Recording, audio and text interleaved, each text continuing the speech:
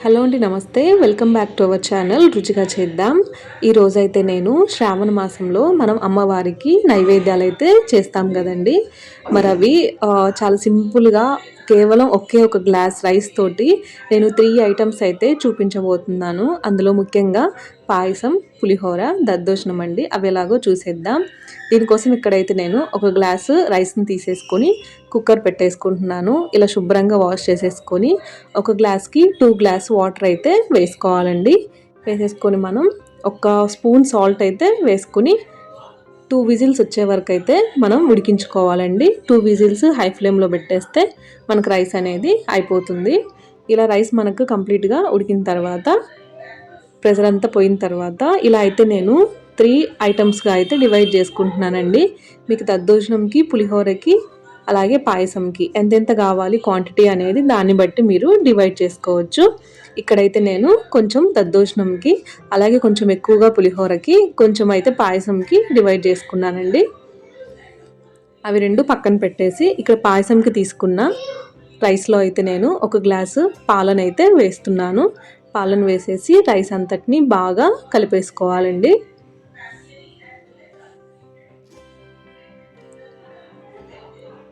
ఇలా మొత్తం పాలన్నీ వేసేసి బాగా కలిపేసేసుకొని మనం కుక్కర్లో కాకుండా ఎందులో అయితే పాయసం చేయాలి అనుకుంటున్నామో ఆ బౌల్ తీసేసుకొని మొత్తాన్ని అందులోకి ట్రాన్స్ఫర్ చేసేసుకోవాలి. ఇలా మనం తీసుకున్న బౌల్ని అయితే తీసేసుకొని గ్యాస్ మీద పెట్టేసి ఉడికించుకోవాలండి. మనకి ఈలోపు పాలు, అన్నం మెత్తగా అయిపోతుంది. మనము పులిహోరకి, దద్దోజనంకి ఏమేమి కావాలో చూసేద్దాం. ఇక్కడైతే నేను ఫస్ట్ దద్దోజనం కోసం గోరువెచ్చగా ఉన్న పాలనైతే తీసుకొని వేసుకుంటున్నాను.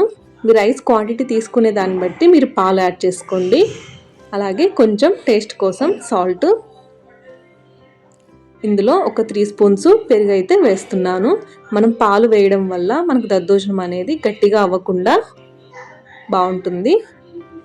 ఇలా మొత్తాన్ని బాగా కలిపేసుకోవాలి. నెక్స్ట్ మనం దద్దోజనంని పక్కన పెట్టేసుకొని పులిహోర బౌల్ని అయితే తీసుకోవాలండి. ఇక్కడ నేను ఒక స్పూన్ సాల్ట్, ముందుగా మనం రెడీ చేసి పెట్టుకున్న నిమ్మరసం అయితే వేసేసుకోవాలి. వేసుకొని మొత్తాన్ని బాగా కలిపేసుకోవాలండి. ఇలా కలుపుకోవడం వల్ల మనకి త్వరగా అయిపోతాయి 3 రెసిపీస్ కూడా. ఇలా నాకు దద్దోజనంకి, పులిహోరకి పక్కన పెట్టేశాను. ఈలోపు మనకు పాయసం అనేది రైస్ ఇలా కుక్ అయిపోతుంది. ఇలా రైస్ కాస్త మెత్తబడిన తర్వాత 1/2 గ్లాసు బెల్లం అయితే వేసుకుంటున్నాను. మీరు క్వాంటిటీ బట్టి బెల్లం అనేది వేసుకోండి. నాకు కొంచెం క్వాంటిటీకి 1/2 గ్లాసు బెల్లం అయితే సరిపోయింది. ఇలా మొత్తం వేసేసుకొని మనకి 2 బర్నర్స్ ఉంటాయి కదా, ఇంకో వైపు అయితే పెట్టేసుకొని నేను ఇంకో ప్యాన్ అయితే తీసుకొని ఇక్కడైతే జీడిపప్పు వేయించుకుంటున్నానండి. ఈ జీడిపప్పు మనకు పాయసంలోకి యూజ్ చేయడానికి ఒక ప్లేట్లోకి తీసుకుంటున్నాను. ఇలా వేయించిన నెయ్యినైతే పాయసంలోకి వేసేస్తున్నానండి. పాయసంలోకి వేసేసిన తర్వాత ఇప్పుడు అదే ప్యాన్లో మనం దద్దోజనంకి తాలింపు వేసేసుకుందాం. ఆయిల్ వేసేసుకొని ఇందులో తాలింపు గింజలు వేసేసుకోవాలి. ఆవాలు, జీలకర్ర, మినప్పప్పు, శనగపప్పు, అలాగే ఎండుమిర్చి, కాస్త కరివేపాకు వేసుకోవాలండి.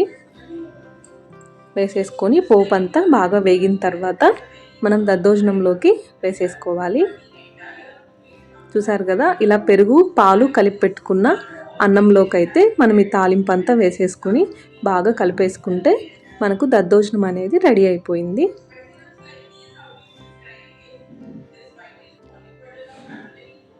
ఈలోపు మనకు పాయసం కూడా చిక్కబడుతుంది.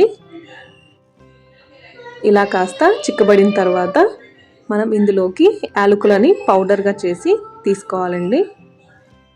అదొక స్పూన్ అనేది వేసేసుకుంటున్నాను.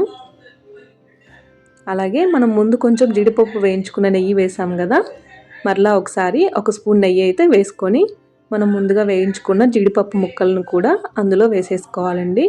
చూసారు కదా, మనకు పాయసం కూడా రెడీ అయిపోయింది.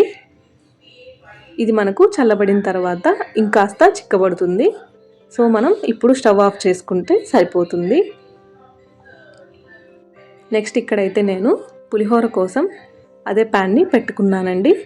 కొంచెం ఆయిల్ వేసేసి అందులో అయితే నేను ఇలా ఉప్పు మిర్చినైతే వేయించుకుంటున్నాను. ఉప్పు మిర్చి తీసిన తర్వాత ఇందులోనే వేరుశనగ పప్పులనైతే వేసేసుకోవాలి. ఇవి మనకు వేగడానికి ఒక 2 మినిట్స్ వేగిన తర్వాత ఇందులోనే జీలకర్ర, ఆవాలు, మినపప్పు, శనగపప్పు వేసుకొని వేయించుకోవాలి.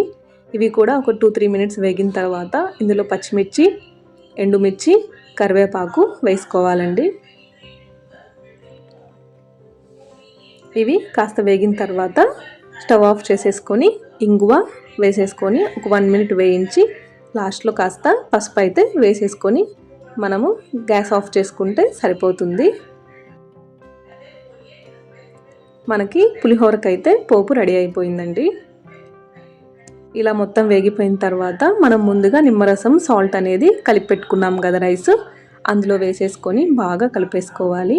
మనం ముందుగానే రైస్కి నిమ్మరసం కలిపి పెట్టాం కాబట్టి పులిహోర అయితే చాలా బాగుంటుందండి. చూసారు కదా, చాలా సింపుల్గా కేవలం ఒకే ఒక గ్లాసు రైస్ కుక్కర్ పెట్టేసి 3 ఐటమ్స్ అయితే చేసేయచ్చు. ఈసారి మీరు కూడా ఇదే పద్ధతిలో ఫాలో అయ్యి చేయండి. చాలా అంటే చాలా ఈజీగా త్వరగా అయిపోతాయండి. మనకి 1 బై 1 ఎట్లాంటి కన్ఫ్యూజన్ అవసరం లేకుండా చాలా తక్కువ గిన్నెలతోటి అయితే మనకి అన్నీ రెడీ అయిపోతాయి. ఇందులో నేను చూపించిన పాయసం రెసిపీ అయితే చాలా అంటే చాలా టేస్టీగా ఉంటుందండి. ఎక్కువ ప్రాసెస్ అవసరం లేదు, చాలా బాగుంటుంది. ఈసారి నైవేద్యాలు చేయాలన్నప్పుడు ఒకసారి మీరు ఈ వీడియో చూసి దాన్ని బట్టి ఫాలో అవ్వండి, చాలా ఈజీగా అయిపోతుంది.